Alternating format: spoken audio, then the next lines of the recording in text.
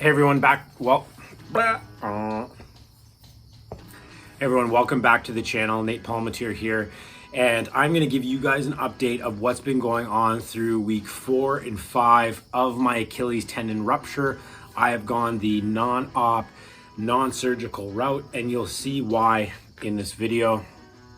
Hope you guys are enjoying the sunset behind me as it's late in the evening. Kids are going down to bed right now, and I have some time to shoot this video. So at this point in time, I'm in a boot, off crutches. I have been off crutches for 2 weeks, which is actually pretty crazy considering when I look back at my old videos, I didn't get off crutches till week 4. One thing I haven't done this entire time was see an orthopedic surgeon, and is that because I didn't want to? No, it was more of a Canadian healthcare system failure. What happened, I reached out to them week 3, no one got back to me. Week 4, I found out that the surgeon that was supposed to refer me over to Fowler Kennedy didn't do that. He just didn't. All he did was prescribe me naproxen and some Tylenol and when to take it. And he didn't actually put a referral in. I'm not sure why. It could be just because of our conversation in the hospital, how I said, you know, I've been through this before. I've done this. I ruptured my left Achilles back in 2019, and now I'm going through it again.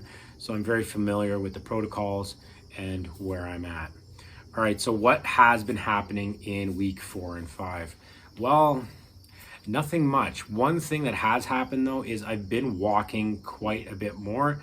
I'm doing renovations on my home and I've been working through that. I haven't had any slip-ups this time around. What I have found is I'm getting lots of exercise and a lot less muscle atrophy because I've been weight bearing for such an early amount of time. My foot is still pointed down in plantar flex with a 2.5 centimeter heel lift. Now, some people have a 3 centimeter heel lift or 20 degrees or 30 degrees or so.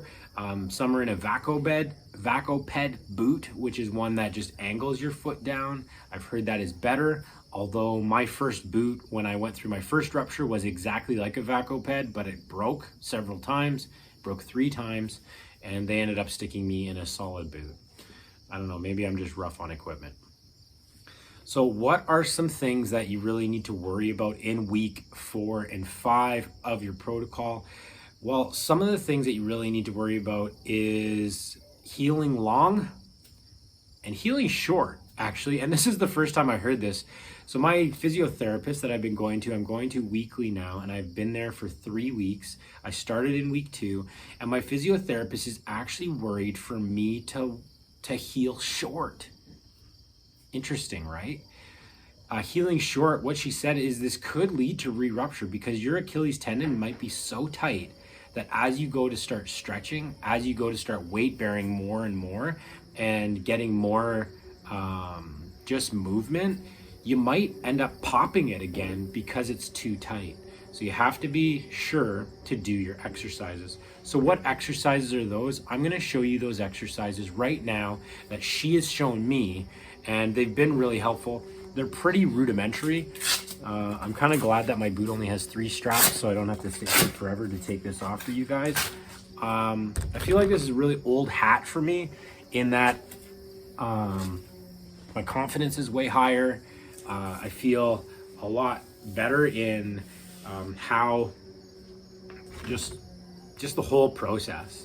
I can see a light at the end of the tunnel. And if this is your first time, know that this isn't forever. 12 weeks seems like a long time. Yes, absolutely. If you go non-op, if you haven't, and you're just checking this out to try to figure it out, I would suggest going non-op. This is my 2nd time around. I've had no issues. It's just been really good. And there's a lot less complications, less chance for infection. The healing time is about the same. The re-rupture time is, or the re-rupture amount, the percentage of re-ruptures is about the same now, as long as you're weight bearing early, range of motion early. So let's get into the really 3 things that my physiotherapist has had me doing in week 4 and 5. And it's nothing special at all. The one thing is plantar and dorsiflexion. So really, you're taking your foot, you're pointing it down, and you're bringing it back. You're bringing it back to a point where you feel just tension. And then you're pointing it down, and you're bringing it back. You're pointing it down, and you're bringing it back. And you're gonna do that, my physiotherapist said 30 times. So 30 times in the morning, 30 times in the evening. Previously, my previous physiotherapist, on my first time, had me do 2 sets of 20, so 40 times in the morning, 40 times. It's up to you. If you're feeling tired after 20 times, then stop, wait a little while, and then get back at it. But make sure you do this first thing in the morning. Now, when you're doing this, one suggestion this physiotherapist gave me was to have my leg up on the bed relaxed. My previous physiotherapist didn't give me that. He had me with my foot down, and I noticed in the morning the blood would flow there and it would hurt.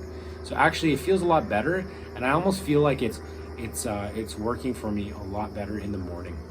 What it really does is it pumps blood flow back. So as you're bringing your foot back and out, it's really pumping the fluids that are kind of congregating, that are deciding to like take up that space down there.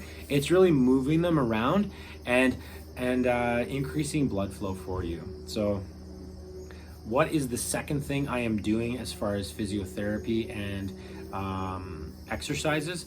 Well, it's nothing more than this. Moving, I think it's endo and ecto.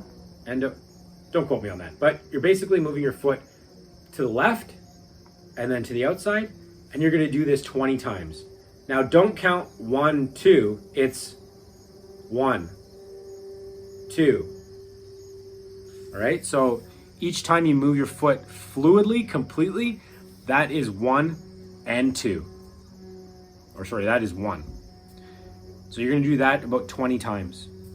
The other thing she had me do is have my foot resting and draw the alphabet with my ankle. The funny thing is that when she told me to do this, I moved my leg off of the bed and I started doing the alphabet on the floor, because that is what my physiotherapist prior had taught me, to get movement in my hip in that. And she said, this isn't for your hip, Nate, this is for your ankle.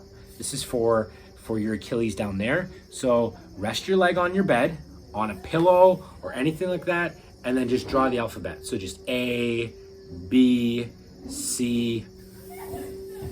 One thing, if this is the first video you saw, you'll notice, dude, what are you wearing? Okay, I'm not into like cool socks or anything. It's actually a compression sock. And I've been wearing a compression sock on my left leg since my last rupture. And for whatever reason, I've always just worn it on that one leg. Maybe I should have wore it on my right leg at the same time.